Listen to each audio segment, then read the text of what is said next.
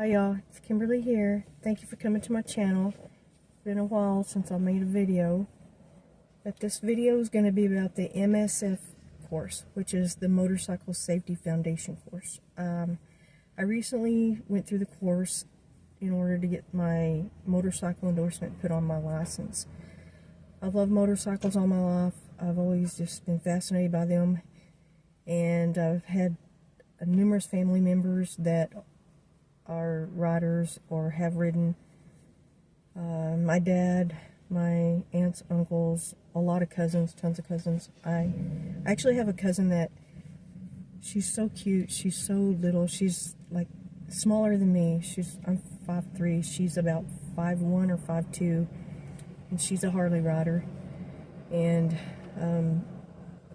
my dad, I have one of the earliest memories of my dad trying to teach my mom how to ride a motorcycle. It didn't go well. I remember, actually, he brought home these two, not the regular motorcycles, like the scooters, but they were big. They weren't like the small scooters. They were like the little metal scooters that you can slip your leg through, you know, not like a regular motorcycle. And I remember standing in the front yard and watching my dad trying to teach my mom, and she went straight across the street and ran up the curb. And after that, she was not interested in it, so she never did really learn. And sorry, I'm in a parking lot. It's really hot today. It's horrible. My regular spot was overrun by, I think they were playing baseball or something like that.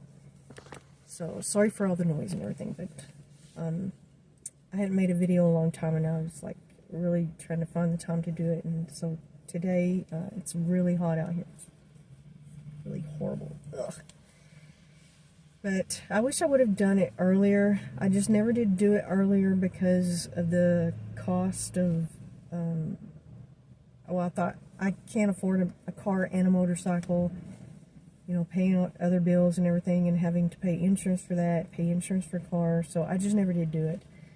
But I've been a passenger for like 50 years, and I knew how to basically ride a motorcycle. I actually rode a dirt bike momentarily for like 45 seconds, maybe, not even a full minute, and then my cousin kicked me off of it. But I was like 12 years old, and my feet wouldn't touch the ground, and dirt bikes are usually taller. And he's like, "Oh, get off it. You're good." You know, I already not wrecked it, but fell down twice, you know, because my feet, I was too little, and I was probably like 4'9" or something. I was real tiny. And so that was my actual riding experience. But I've sat on them as a passenger, and I've sat on like a small Sportster and, you know, sat in the driver's seat, you know, the front. But I've never had a lot of riding experience, you know. And I just decided I just wanted to, you know, before I end up in a nursing home, you know, this is one of my lifelong things. Well, I'm not going to be in a nursing home, that's one thing for sure. But this is one of my lifelong things that I've always wanted to do and wanted to accomplish that. So I did it, and I passed. And amazingly, I passed. I would say that I was probably the least experienced or least capable, I want to say, in a way. There was 6 people in the class that I went to, and 4 of them already had motorcycles, or already, some of them there was a couple of them that were decent riders that really knew how to ride. And then the other 2, they're pretty good riders. You know, they didn't ride all the time. And actually, the best rider in the course was a woman, and she was really good at doing the figure eights. Amazing. She did amazing figure eights. And there was 2 of us, me and a younger guy he'd never ridden a motorcycle before either. And he was just very excited to do it, and it was really cute the way it ended up. say something about that in the end, but we all passed, and it was a 3-day course, and it costed $249, and I did mine through the Harley Davidson dealership in my area. And some people cannot find places because they're so sparse. Sometimes the training centers are sparse, you know, depending on the area or the state that you live in. And some people may have to travel a few hundred miles or so to even get into a course. But I was luckily, they have one in the city that I live next to, so I was able to do that. And it was a 3-day course. It was like one half day and 2 full days. But actually our 2 full days were a little bit, I think one of them was, we finished like an hour and a half early, and plus it's hot here in Texas, really hot. So we tried to start as early as we could. We started at 7 o'clock in the morning because by the middle of the day, by noon, it was like in the 90s. And you know, when you're riding a motorcycle, the motorcycle's hot. You know, it's hot weather. It can be draining. It can be a little bit exhausting. You know, make you a little anxious, especially if you don't have experience or a lot of experience. And a lot of it is sitting there waiting and waiting for instruction. It's not like you're just riding nonstop. So it can be a little exhausting on your body. And we did get breaks, and I would suggest that if you're taking a course and you feel, you know, if you're in an area like Texas where we are, where it gets extremely hot, and you need a break, take a break, or tell your instructor, I need water or something, because I was exhausted the whole weekend. I did it over a weekend. And the first part of it was actually an online e-course, which was 5 hours. It said they had shortened it to 3 hours, but it took me about 5 hours. And, well, part of that might have been because I did it at night. I did it like at 9:30 on a weekend. They tell you to sign up, you know, a few weeks in advance. And you've got like a period of time to finish that, the e-course, before you do the actual range course, the classroom and the range course. But you can't do it more than 30 days ahead of the classroom and range course. It has to be within like a 30-day time period. Or that's from the course, from the Harley Davidson course that I took. There's different instruction facilities, not just Harley Davidson. There's other facilities that offer motorcycle instruction. So, but I took this because the MSF course, you can use that to get your motorcycle endorsement, where they put the little M on your license, and you don't have to do anything else. As long as you pass the test through that course, then you take they'll give you like a little like a certificate thing. It's like a little 2-page, like a carbon copy type of thing with a hard back, and then like a little flappy, filmy front part that they tear off. And you take that, and then they just automatically change it for you. But I'll tell you something about that. I went to go get it changed yesterday, and they told me that I needed a birth certificate. And I don't think I've used my birth certificate other than when I got my license and when I got married. And actually, I'm not really sure where I have it. I think I have a copy of it. I don't think I have the original. I don't even know. And I told that lady, and she looked it up, and yeah, I haven't been down to the driver's license, not DMV, or where they actually changed the driver's license, not where you get not where you change your car title, but the actual, DMV, or Department of Public Safety, where in Texas they do just the licenses by themselves. They have a whole new building built, and you have to make an appointment. It's kind of ridiculous to me the way it was done. I had to go to a kiosk and enter information, and somebody walked up to me right when I was doing that and told me that I could go over to another area But I had to go to another little area, and then she asked me about my birth certificate, and I told her, you know, I haven't used it forever, and I have to get a certified copy of it for them to put the M on my license. But the ridiculous part is I'm going to use my license that they declined to put the M on to go get the certified copy of my birth certificate to bring back to them. So that makes no sense, really. You know, they could just stamp an M on it, just give me a new license with an M, because I've already used that birth certificate to get my license like 40-something years ago, or about 40 years ago, over 40 years ago.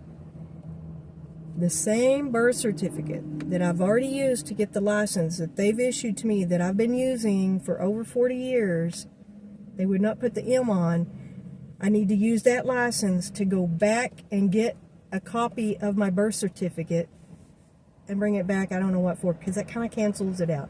I could understand if I was an illegal, but there's even, I don't know, a process where illegal aliens can actually get their license or something like that. But if I had never gotten a license before or something like that, I could understand. But it makes no sense that they want me to use the document that they granted me to go get the certificate that I used 40 years ago, 40-something years ago, to go get the document that they gave me.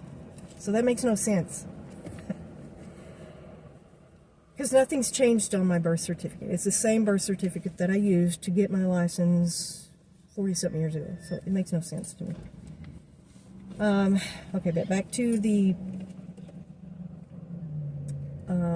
classroom, or after you take the 5-hour or e-course, or if you can do it faster. For me, it took a long time, because I think I fell asleep a little bit at a time, because you have to answer questions, and I would lay my head down. It got kind of late, but I probably could have done it maybe like 4.5 hours or something, but I would pop back up and go to the next question. But then you do a classroom, like a small classroom course. It was like a couple of hours, and they gave some, I don't know, videos, information. We just talked, and then we did like kind of like a quiz, but he read us out the whole quiz, and we told him the answer, and then we had to do that kind of, it really wasn't that difficult. I mean, the actual quiz, I think I made 100% on it. The actual writing part, it wasn't hard at all. But then you're going to go get fitted for your motorcycle, and that is where you go and you pick out the motor. Well, you don't really pick it out. They already have, actually the motorcycle they use is that they use for Harley Davidson was a 350, I can't remember what it was, 350X RA, I think, something like that. It's a small motorcycle, but it's not real small. Actually, the gas tank was really big. I was surprised at how big the gas tank was. And you get to straddle it, and they see, how your feet are, because they want your feet to be able to flat foot. You don't want your feet too far off the ground, and so they're fairly low. So people even, I'm 5'3", people even smaller than me can ride motorcycles. Actually, there was a guy in the class that was maybe an inch, maybe half an inch shorter than me, and he was probably a little bit of a body shape a little smaller than me. And he already owned a motorcycle, and he already rode, and he fit perfectly well. Actually, I don't think he could flat foot him. He was maybe about an inch or two from flat footing it. But if you're small, you can still ride a motorcycle. And I would not get a leader bike, and I will never ride a leader bike, that's for sure. That's 1,000cc. I will never ride anything like that. But the instructor I had was great. He was amazing. He had like 60 years of experience. He was an older gentleman. He was really great. He told us stories, and he gave us, his own knowledge, things that he's been through, the things that you know, just from him riding motorcycles for that many years, he had a lot of knowledge, and he was super helpful and just a great instructor. And very patient, very patient. And okay, the gear that you're going to use, you need a helmet. And I actually own a half helmet, which I couldn't find, but I bought like a full face helmet. So I have the full face helmet, the gloves. I got leather gloves that come over my wrist, not like gauntlet gloves. I do have a pair of gauntlet gloves, but for this I use just gloves that barely came over my wrist because it's really hot. And a long sleeve shirt, jeans, or if you have motorcycle pants, that would be great. And also sunglasses or either a tinted visor, and I have a tinted visor on mine. I would also suggest a neck gaiter and sunscreen, because I got a weird sunburn from I was wearing a hoodie and I pushed the hoodie up, and between my gloves and my hoodie I had like a little sunburn on my forearm. It was weird looking. And I wore a neck gaiter because I usually get real burned on my neck, so I wore that. But I didn't wear any sunscreen, and I should have done that. But I did have a full face helmet, so it wasn't that bad. Not really bad. And I would say before you do it, the night before, sleep, rest, don't go out drinking. You know, make sure you're fully rested, especially if you don't have any experience and you're a little nervous or something like that. Get rest and drink enough water, especially if it's hot. Just make sure you're in good shape, condition, you know, to ride a motorcycle that early in the morning and for that long, because it was exhausting. I'll say that's one of the main. We were all exhausted, even the experienced riders. We were exhausted because it was hot weather, and we were riding for, actually on Sunday we rode from 7 o'clock to 4 o'clock, and that was the most stressful day. The first day of riding, well, actually the first day, the half day, like I said, we were in the classroom, then we did a little quiz, then we went and got fitted for a bike, and he talked to us a little bit. We just kind of looked at the bike and learned the gears. And if you don't know that, there's a lot of information that they'll give you about the motorcycle, the gears, the shifter, the brake, the clutch, things like that. And if you know how to ride or drive a standard car with a clutch, then it'll be much easier for you. It really will. And mentally will be so much easier for you. And I learned how to drive a standard when I was a teenager, so it was, you know, riding a motorcycle is it wasn't that big of a transition for me. So, and when you're being fitted for the motorcycle, they'll let you, actually on the first day when we came in on the next morning, we all sat on our motorcycles and we were going over all the controls and everything, on what side is the clutch and the brake and shifter and all this.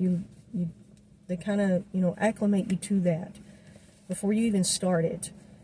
The motorcycle, the weight of a motorcycle is so heavy, and I don't think a lot of people know that unless you've been a passenger on the bike. And I've learned how to lean. You have to lean when you're turning on a motorcycle. You don't turn the handlebars, really.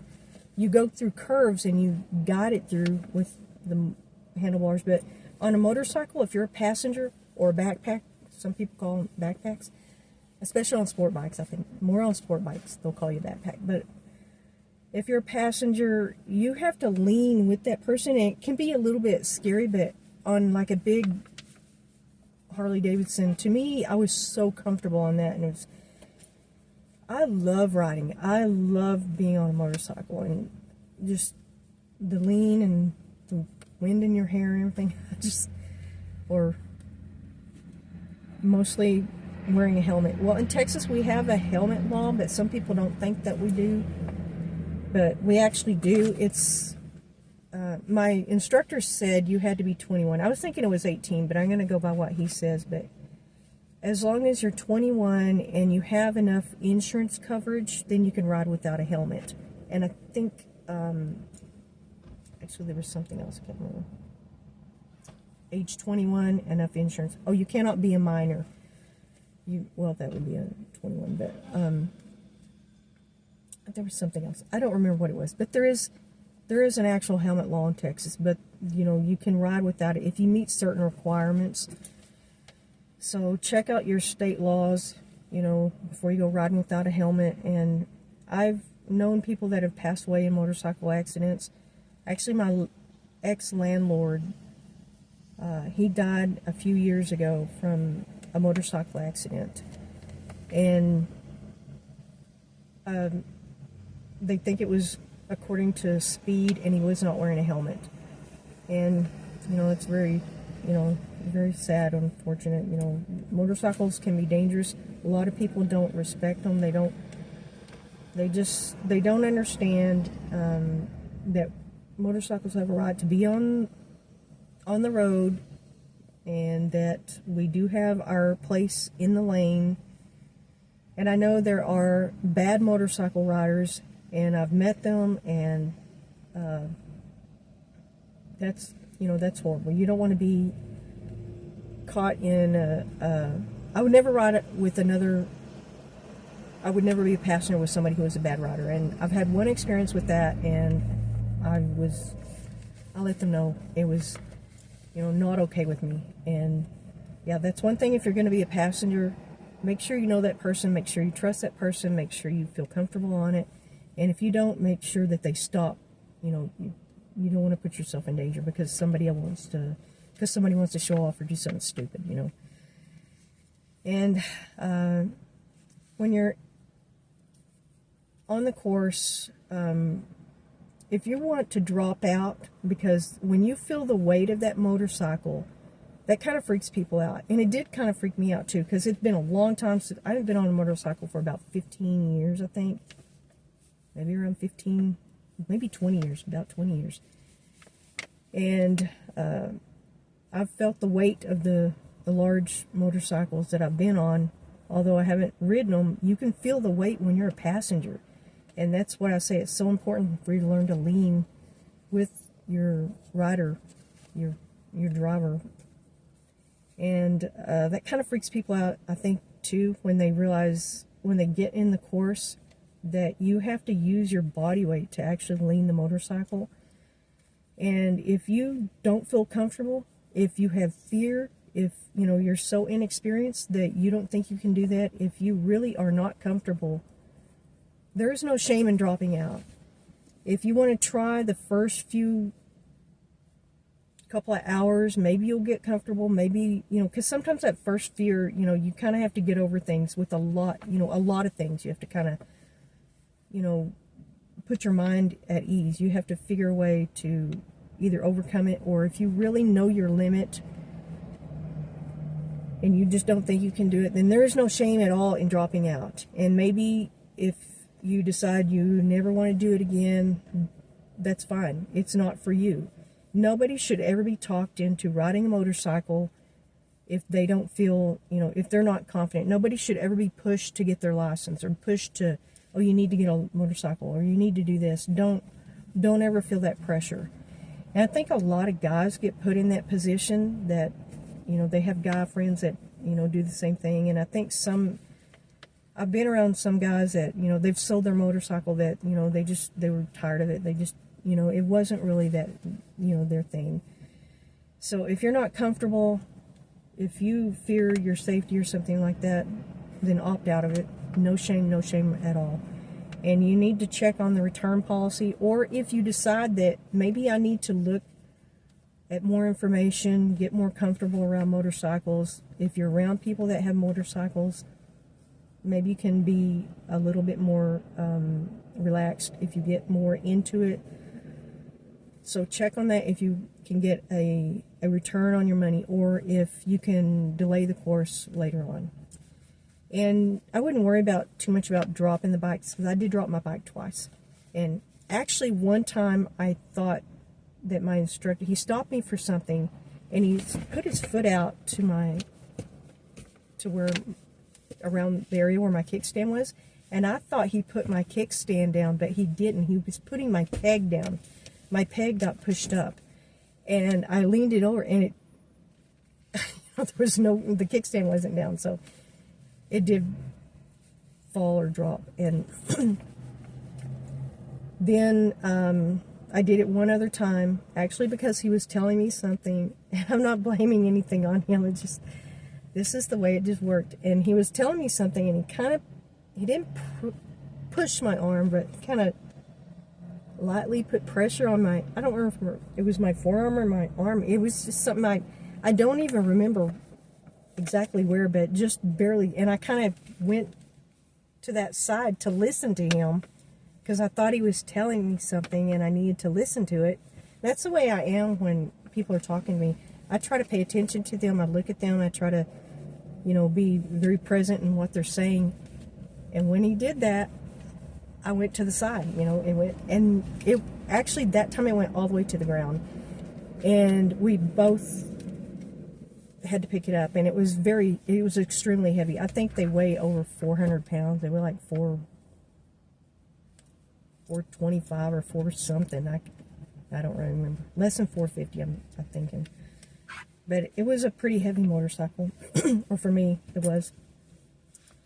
For a lot of guys, that's not heavy. Some of those motorcycles weigh 600 pounds, so.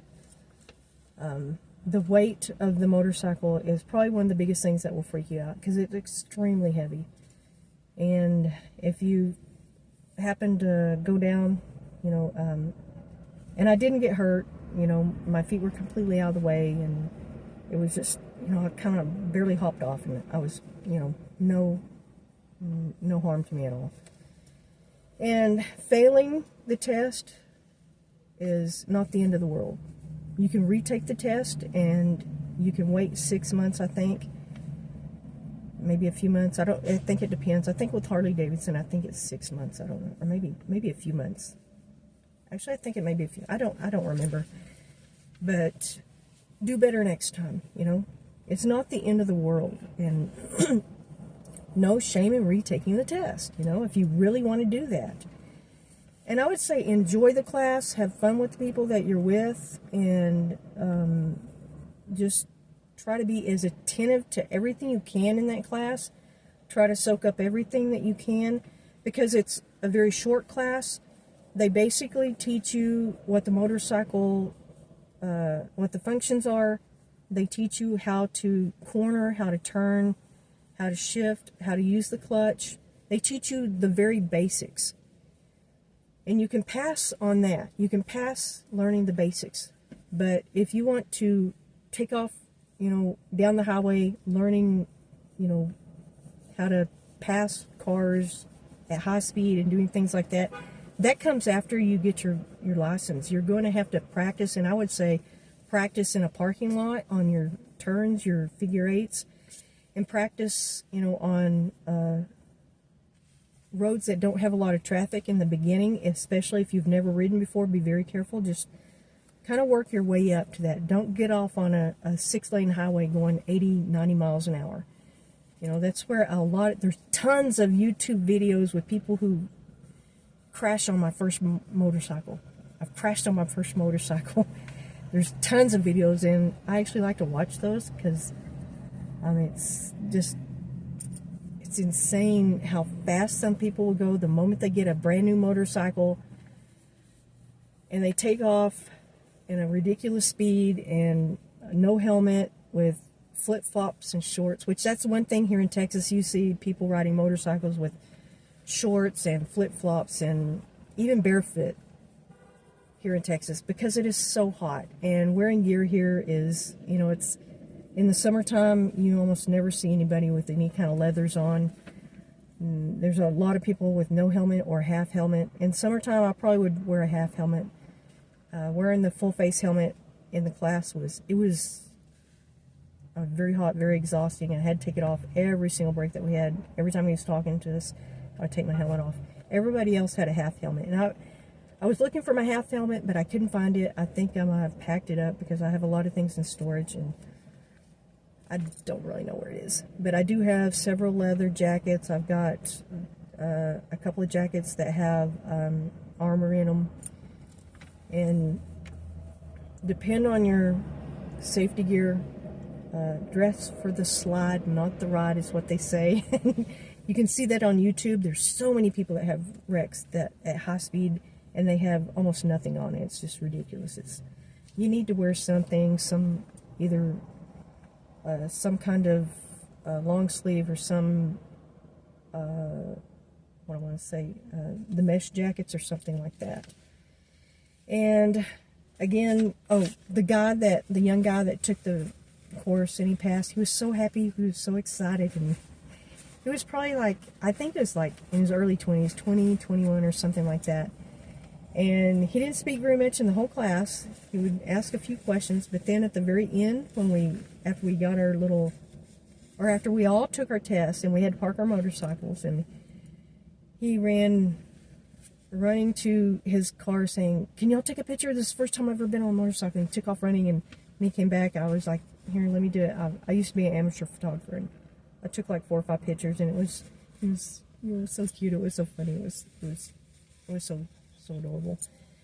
And I would say, just if you take that class, enjoy it, be in good shape before you take the class, and don't be too anxious. I was really kind of nervous and anxious, and I'm sweating to death here. It's so hot here, and I was a little nervous, and I want to say that I'm very lucky that my instructor was patient, because I did drop my bike twice, and I was a little nervous, and even the people in the class were super supportive.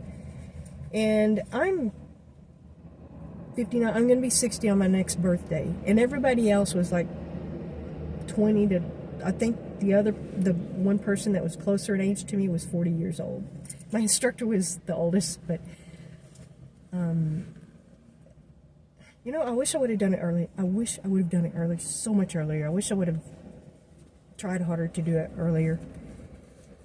But I just, the financial part was really hard for me. And one thing, motorcycle insurance is not as expensive as car insurance. Some people may think that it's more expensive because, you know, there's a lot of wrecks, and, you know, it is dangerous. And, but I guess because the cost of motorcycles are cheaper, you can buy like a brand new sport bike for less than $6,000 or $7,000. But I would say Harley Davidsons are probably, you know, high-end expensive. Some of their bikes are, you know, in the $35,000. The trikes are, some of them are like over $40,000. They're amazing. They're really beautiful, and I would really love a trike. I would love to ride a trike, but they're super expensive, I think, way above my budget. But I probably will start out with I was thinking maybe a Ninja 400 or something. I'm going to probably start out with a small sport bike. I really do want a Harley Davidson, but, you know, they're bigger. The weight, again, is something that I'm thinking about. I need to get more used to riding, just put a little bit more experience in my life before I go off and buy an expensive bike like that. And before I do get a motorcycle, it's going to be probably not till sometime next year, maybe. I'm hoping maybe at the beginning of next year. I don't know. God, I'm sweating to death. Well, I hope you all enjoyed this, and thank you all for coming to my channel again, and just thank you so much for anybody who likes or subscribes or watches my content. Thank you so much.